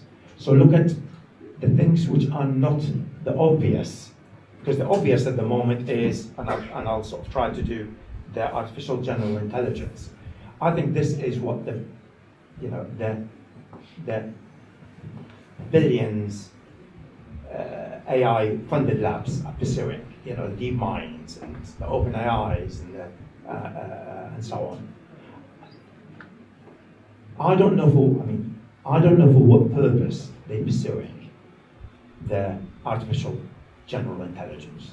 I sometimes say, if you were to hear DeepMind, Chief Exec, Sir Demis, what he will say is, I want to understand the universe, right? I want to accelerate scientific discovery. Well, if that is the case, then should the ultimate goal of science should be automating the science itself? Should it? If we were to automate the science discovery, what will happen to humans? They become redundant. If human becomes irrelevant, what we have developed the science for them. So I think this is very circular argument. I said I'm not a philosopher, but really, if you just follow it, if the aim is let's achieve the highest level of cognitive competence, which is really what artificial general intelligence is, what do you do with it? Is it because that is the ultimate goal? If you were to do that, what is the implication? We're going to solve cancer, but then there will not be humans to solve it for. So I think I said, go back to the environment, So I think it's that slowing it down. I would not take a PhD students now to train them to develop a better architecture of learning. I'm interested in, can we train models quicker and make better decisions with less bias so that the energy consumptions will be less. So I'm interested in the sort of AI for good. without being driven by, let's make the automations of scientific discovery is the ultimate goal of science. And if we do that, we might as well bring the world to an end. And the last one around leadership, youth leadership. I think it's if I reflect on my own career, right, what I had when I was your age, enthusiasm, lots of enthusiasm, curiosity. I was really interested in why this works like this, why this works like this. Without showing off, I speak different languages. I'm interested in languages. I wish I could play piano. It's too late for me, but I'm going to try. Right? Yes, I think it's, it's remain motivated, remain enthusiastic, and do not over-rely on AI. The worst thing you could do is to offload what's here to a tool that is going to give you something that looks, convincing, plausible, human-like, but it's worthless, synthetic. And I'll really finish on that note. I've said it earlier. I've been in here 48 years, and I do say that in my talks. For those who are native speaker would recognize, on occasions, when I construct my sentences in English, they are not native. Right? At least that's what I've been told by some colleagues. And for some time I worried about this, because I thought, will I be able to progress my career if I don't speak good English? It turned out to be it's not the English you speak, it's the emotional intelligence, it's the political intelligence, right? So I tried ChatGPT to take my email and refine it, and this was the early days, late 2022 when ChatGPT was launched. I used to send it to my colleagues at different universities and say, these are two versions. This is Al-Hashimi's version, and this is ChatGPT version, right? Which one you like? And honestly, all came back and it says, the ChatGPT one, we don't see you speaking, we don't hear you speaking. The one you have written, we could tell, the comma, the there, the air, right? And now I say to my PhD students, be proud. Improve your English and do not lean on ChatGPT to make you write better, which is not yours. And this is what I mean about being disciplined. Do not be overwhelmed just because it is tempting to do that. And I think it's easier said. This is easier said than done. As someone who's 65 years old, who has been through the education systems without ChatGPTs, right? So we have learned enough domain expertise. We have read enough with our critical thinking. How can we get the young people to develop this quickly? And I think they need foundations. We must teach the foundations, the principles. If you're going to be a medic, what are the principles you need to learn? If you're going to be an engineer, what are the principles? If you're going to be a political scientist, what is it, the things we need to teach you? But we don't need to teach you everything else, right? But at least you've got the foundation. Use AI to accelerate your learning, to make you better. Can you make better decisions if you were to use AI? Not to make decision on your behalf when you did less. Can it make you make better decisions? Can you tackle more complex problems? Will it make you more creative? And that's why I think AI is what has that changed, what has that done? And I really will finish on this. What AI has done, it has changed the way we learn. It has changed the way we think. It has changed the way we make decisions. And when we accept that, then we need to ask ourselves, well, how do we learn then? And I think we will go back to the beginning. What is it which we need to learn so that we could work with an intelligent machine?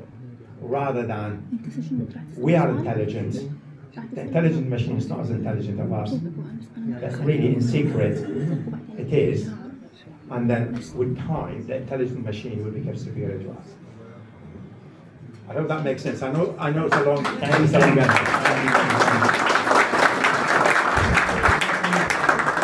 I think we have overloaded you with the many questions here. Look, I think when I started, you might have sensed I was a bit nervous. I think now you could see the real me. because that's really my space, right? Maybe I will finalize that by a question from my end, given that I'm a part of the youth, yes. Just looking at, let's say, looking at a village in Iraq as a simple student grew up now and growing now and want to basically compete in the world ranking and basically looking for a promising future. We have many universities, whether it's a public, whether it's a private. So I need two advice. One from a regulatory point of view, what do you advise them to do in order to allow that kid to grow in an innovative environment? And second, from that student point of view, what they need to do in order to have, let's say, a better future? I mean, I can only dream and wish. I think we really need to go back to the beginning, where our schools have a broad curriculum. They teach sport, they teach music, they teach how to draw, they teach languages, they teach basics, mathematics, basic physics, basic chemistry. We need to have a broad curriculum for our kids now, right?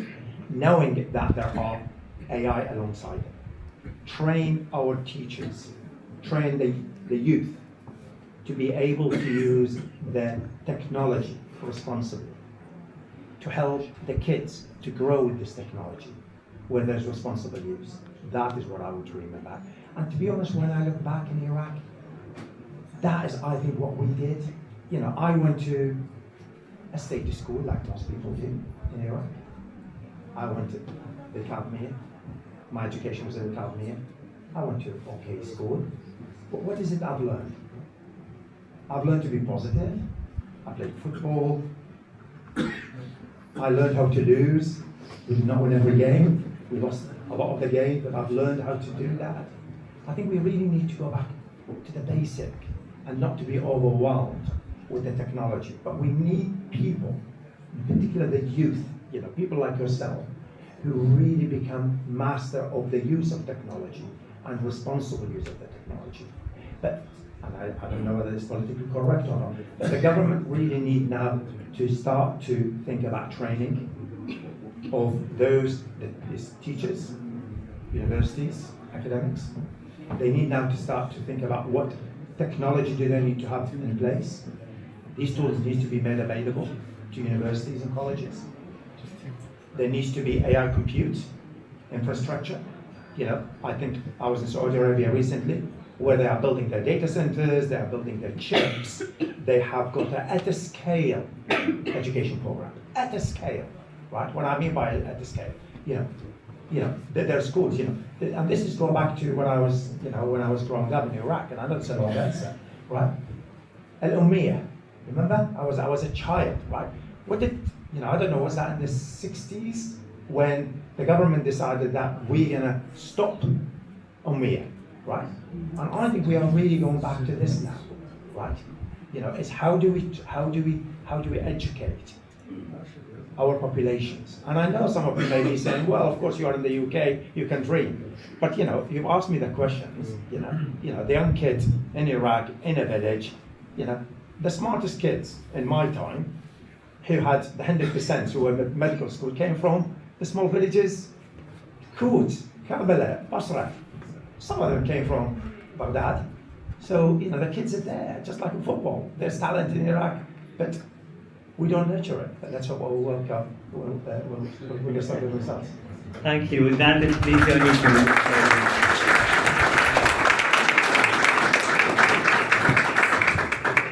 So just to move forward, maybe you can have a seat, sir, if you don't need to be standing. You don't need to move, sir. Why are you moving? No, I will. So I will maybe just move on with we have a very short poetry recital from Engineer Hani, and hopefully he's here to join maybe for a few minutes and just to give basically a few words that can be added. So I will just empty the stage for you so that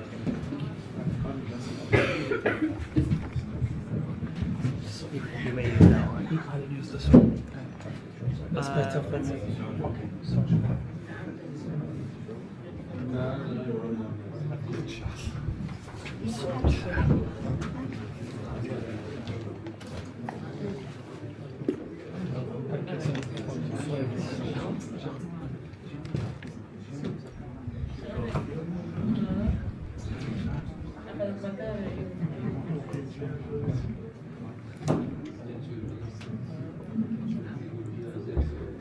يسعد مساكم جميعا. كل الشكر للقائمين على هذه الجمعية الرائعة، وأشكر البروفيسور السير بشير على هذه اللكتشر الرائعة. وأنا I put myself in a critical position to start poetry after the wonderful lecture. Yeah, and apologize for the non-Arabic speaker because the poetry is going to be in my own language, the Arabic language. I came to this country where I was 18, but I mastered the شعر شعبي. It's different from Mr. Bashir. You're talented, very talented. So we did AI. Yeah. هناك رسالة بالقصيدة، ولكن علما الله أعلم، تحمل إلى جهة معينة. نعم.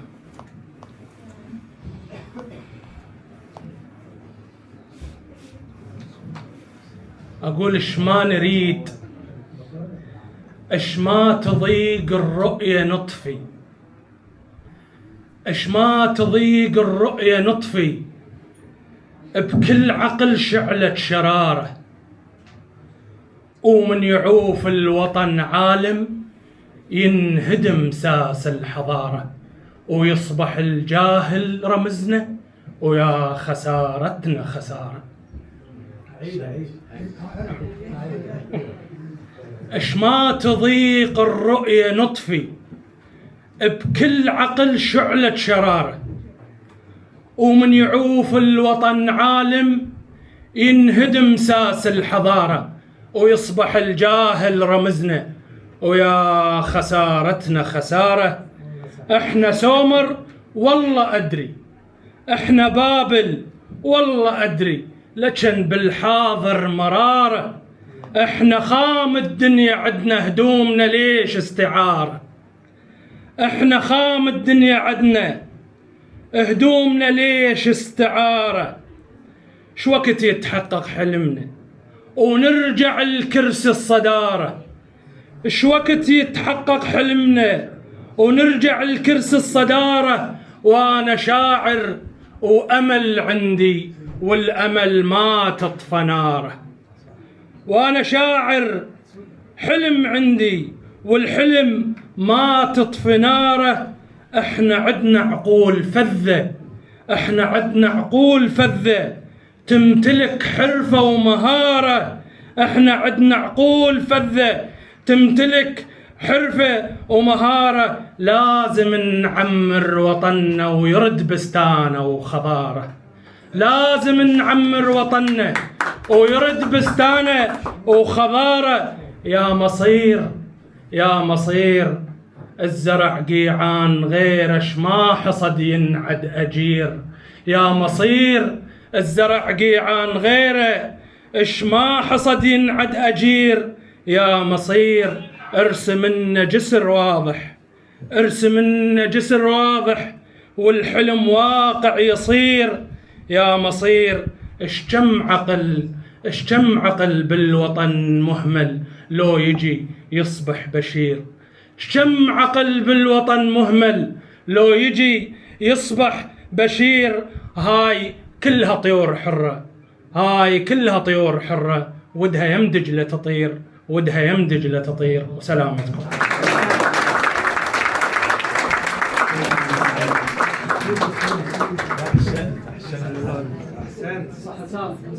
صح بدنكم.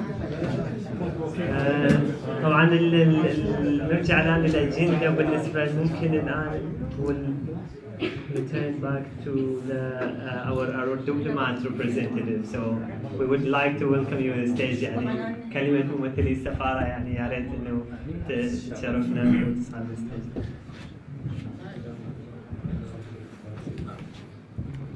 السلام عليكم. طبعا مساء الخير اخواني اخواتي. بس حبيت اقرا رساله سعاده السفير للدكتور للجمعيه. اقدم بخالص التهاني والتبريكات الى البروفيسور السير الى البروفيسور السير بشير الهاشمي صديقي العزيز بمناسبه هذا التكريم المستحق. إن ما حققه الدكتور بشير الهاشمي من إنجازات علمية وأكاديمية رفيعة المستوى، وما تبوأه من مواقع قيادية مرموقة في مجال البحث العلمي والابتكار يمثل مصدر فخر واعتزاز للعراقيين كافة، ويجسد الصورة المشرقة للكفاءات العراقية التي أسهمت في خدمة العلم والإنسانية على المستوى الدولي. كما نثمن الدور الذي تطلع به جمعية الشباب الأكاديمي العراقي في المملكة المتحدة في دعم الطاقات العلمية وتعزيز التواصل بين الكفاءات العراقية والأجيال الشابة بما يسهم في بناء جسور المعرفة والإبداع. إن قصة نجاح الدكتور البروفيسور السير بشير تؤكد حقيقة مفادها إن العلم والاجتهاد والإصرار قادرون على تحويل الفرص إلى إنجازات استثنائية تلهم الأجيال القادمة. وفي هذه المناسبة أجدد تقديري للأخ البروفيسور السير بشير الهاشمي، متمنين له دوام النجاح والعطاء، والجمعية تكون موقرة المزيد من التوفيق في خدمة المجتمع الأكاديمي والعلمي. والسلام عليكم ورحمة الله وبركاته. إذا يسمح لي زميلي عثمان أيضا، دكتور عثمان، طبعا هذا من درع الجمعية، هذا أول درع يطلع من الجمعية. So it's very special for a special character and special scientists. أريد حضرتك تسلمه للدكتور. أنا أفضل توقفون هنا لأن كنا طوال إحنا فينا.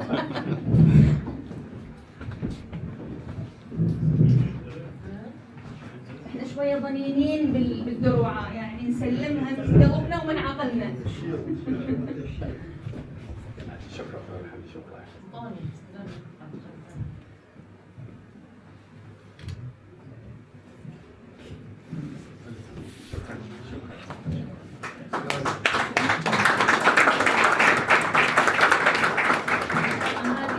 هذا أيضا لزميلنا الدكتور عثمان، ونتمنى حضراتكم تسلمونها له. طبعا احنا مسوي لنا مفاجأة لأن That was not prepared, but thank you.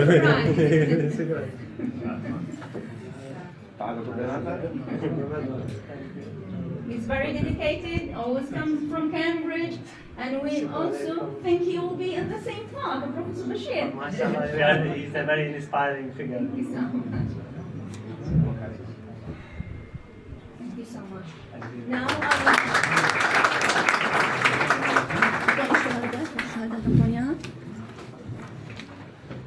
Now I need to call Mr. Muhammad, the representative of Georgia Gould, the MP. Okay. Yeah, Quick talk, I'll say something very quickly. Yeah,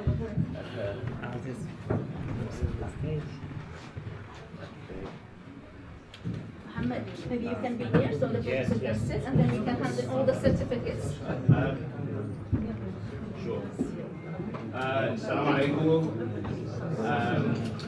Thank you for having me. أنا مش عراقي، أنا مصري. بس اللي يحب العراقيين دائما يقول لي أنا أحب العراقيين. بس فعلا النهارده شرف لي عشان أكون معاكم. طب شكرا للمدام آلاء زومها لي أنا النهارده، وشكرا للجماعة. I wanted to say a few things very quickly, and I know we're taking a lot of time with the keynote speech, so I'll try to be as quick as possible. It will be no surprise to all of you, especially at the moment, how much negative stereotypes and prejudices there are about Arab people in the UK, about Iraqis. I mean, if you ask a lot of people, unfortunately, out there, perhaps more ignorant, you're going to walk into a room full of Iraqis, they might have a certain picture in their mind. They wouldn't expect, perhaps, to walk into a room like this one full of stylish, elegant, educated people, dozens of doctors, engineers, Cambridge scholars, chancellors of some of the best universities in the world. But for me, sorry, but for me, who knows Iraq and its people very well, this is no surprise. Maybe as Iraqis, you don't see it the same way, but amongst your fellow Arabs, you have huge reputation as a land of extremely educated people. For me, the best way of summarizing it as an old مثال مصر بتكتب، بيروت تطبع، والعراق بتقرا. And this is, like Dr. Yunus said, sorry. I don't speak English.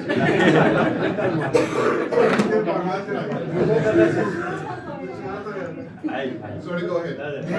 Go on. Anyway, and this is a very long tradition, like Dr. Yunus told us, that goes back centuries to the House of Wisdom and the Islamic Golden Age and the discoverers of the science of the eye and algebra and countless things. And it continued until the Arabs came out of the medieval times and into the modern world, and that's where that mithal I mentioned comes from. And we see a generation of people here, including Dr. Bashir, that fully well represents that. But today is not about just you guys, it's about the next generation. It's about people like Dr. Yunus. So I'm so happy to see that that tradition continues, and I just want to say I'm very proud of you all. Please carry on what you're doing, and please don't forget about the community, because what Madame Ala is doing is very, very important. I work in a political office, and so many people come to me with frustrations about what's happening in the UK, what's happening around the world. They say, why is this happening? Why? Us Muslim people, us Arabic people. We have so many countries, so many resources, so many talented people. Why are the things we care about, why do we never see the things we want to happen in the world or in the UK happen? And part of the answer to that, in my opinion, is organizations like Alerts that bring the community together, coalesce the influence and the talent you will have, and help you influence the world around you.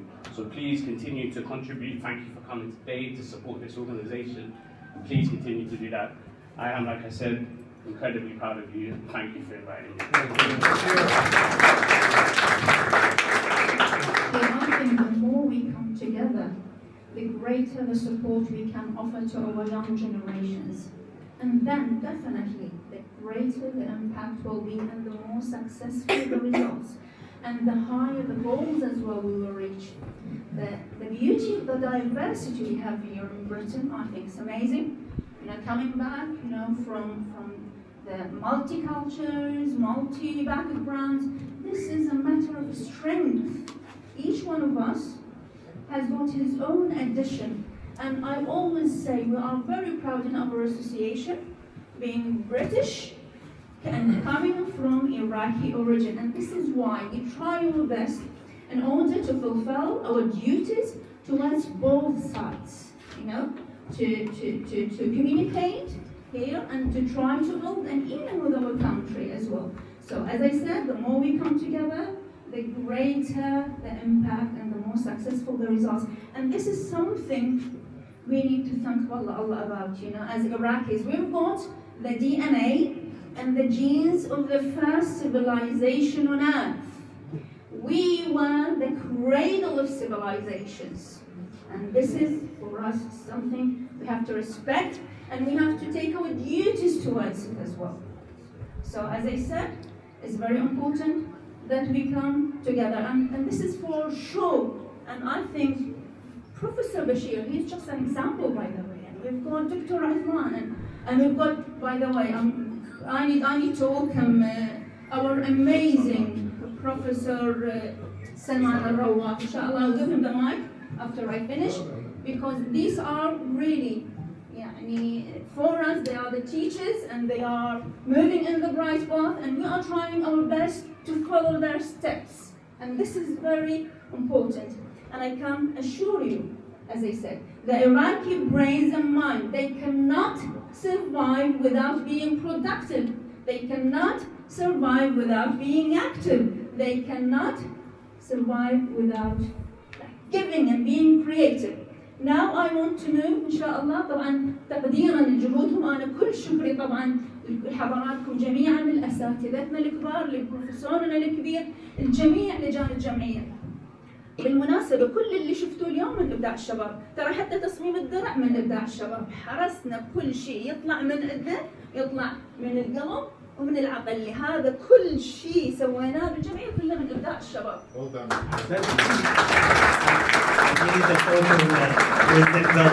The committee members. Yes. They contributed a lot. يعني أحيانا لا sorry. أحيانا يعني خطية والله مشغلتهم حتى يمكن 3-2 بالليل. أكو بيهم يعني طلاب دكتوراه بس مساكين يسهرون يسوون. وحقيقة أنا فخورة بهم، احنا جميعا فخورة بهم. استشاريين حقيقة، اللجنة الاستشارية، اللجنة التنفيذية، اللجنة التحضيرية، كل الشكر والتقدير لهم. لولا حقيقة هذه الجهود المجتمعة بالجمعية ما شفتوا العمل بهذا الرقي. والحمد لله الأعمال إن شاء الله إلى أكبر وأضخم. وأنا يمكن في طلب أريده من حضراتكم أنتم علماءنا الكبار. From time to time we are going to knock your doors. أكو هواية الآن من الشباب والله يلجؤون من أجل work experience. We are doing tremendous work behind the scenes as well. So we are going to knock your doors. الآن طبعا عندنا بعض الشهادات اللي صادرة من البرلمانية جورجيا جولد تشجيعا للشباب. هذول طبعا بيهم فنانين وبيهم الموجودين بالجمعية، لأنه كانت عندنا الجاليري السابقة رائعة جدا. I was impressed about the work they've done. جيهان فاضل، جيهان second year University.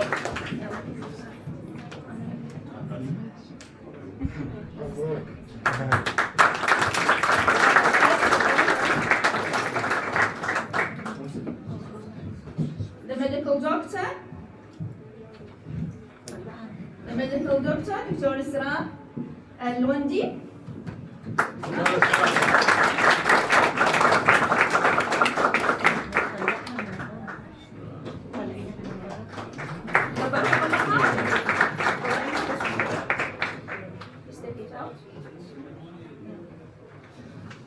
طبعا احنا مهم عندنا دعم الشباب، مهم جدا لهذا.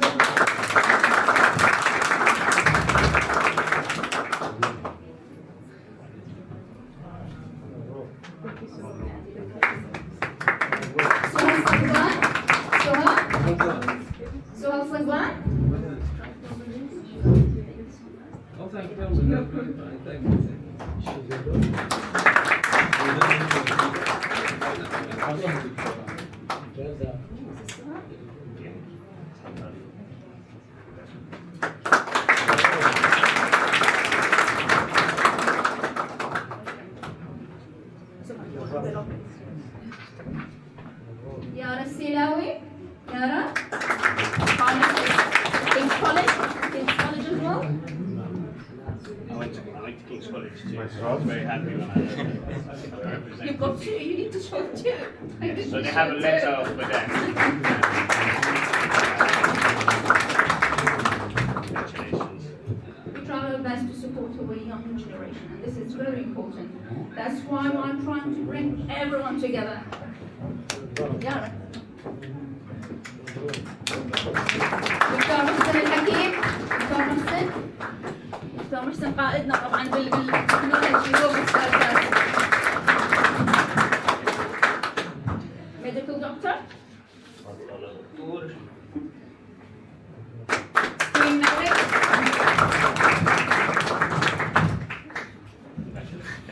دكتور عثمان. I think it's unfair. I have to be fair.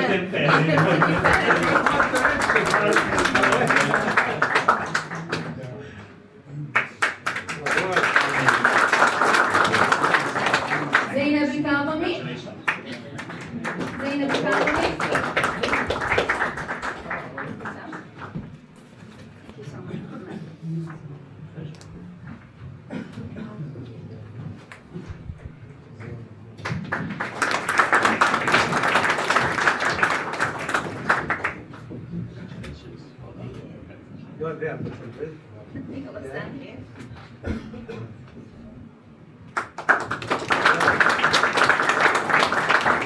قدس السماوي، طبعا الفنانة قدس حقيقة يعني راعت ويانا الشباب بوقتها بالايفنت السابق. كل التحية لها. شكرا قدس. شكرا لدعمش للشباب.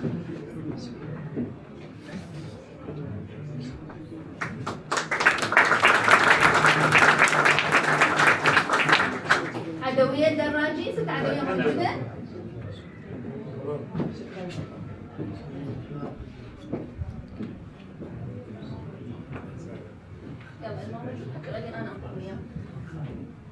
Do you have anything to add?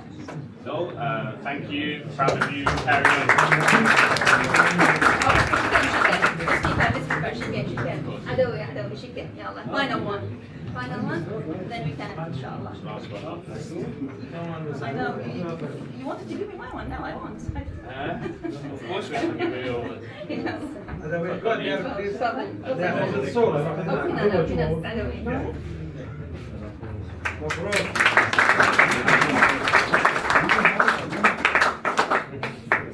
طبعا هناك العديد ايضا من الشهادات الطلاب الدكتوراه الموجودين ويانا، بس ان شاء الله احنا راح نسلمها لهم دكتوره سارة الاسدي، دكتوره بيان، وبقيه الدكاتره اليوم. شكرا. Thank you so much, Muhammad. Thank you for having me. And thank you so much because you fulfilled your promise. Thank you. Now I hand in the microphone. Thank you. So before we maybe close the session, so this event we have put a lot of effort in order to maintain that, and we do hope to run similar session in the coming days. But please beforehand, any feedback, any ملاحظات, أي شيء إضافي that can improve, we will be really appreciating that. Please do scan the QR code, and also for the attendees for that before leaving the session. And maybe if anyone wants to have any wording before, maybe Dr. Sama. ختامها مسك. ختامها مسك. Maybe مع دكتور سلمان. البروفيسور سلمان الرواف. ختامها مسك.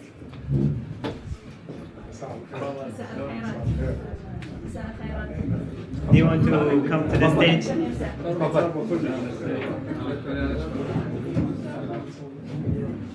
Please, meanwhile, you can capture and have a snapshot for this.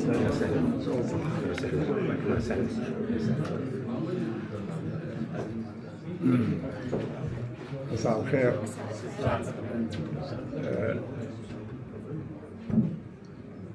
Professor Sir Bashir, congratulations for this lovely evening. Acknowledgement by the British Iraqi academic is truly great achievement. And you are a star, well-recognized colleagues, although not in my field, but we know about your work.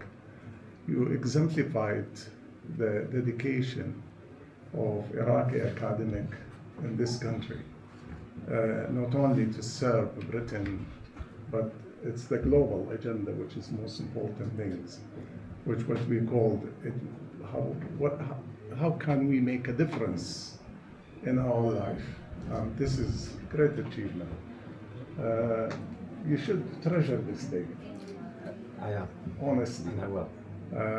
I work at Imperial College London, as you know, and we mix with a lot of young academic people. And through the young academic people, we thrive. My team, the oldest person in my team is 26 years old. And they are fantastic achievers. Some of them, believe it or not, achieve an H index now, and they are 24 or 25 of 90. And that's many professors cannot achieve. So let us celebrate the British Iraqi academic. Let us put our hand with them and supporting them to carry that agenda for the future. Thank you, Allah. Thank you so much, Uthman. Thank you all of you. I wish you all the best. Thank you. So maybe before we can ask for let's say a group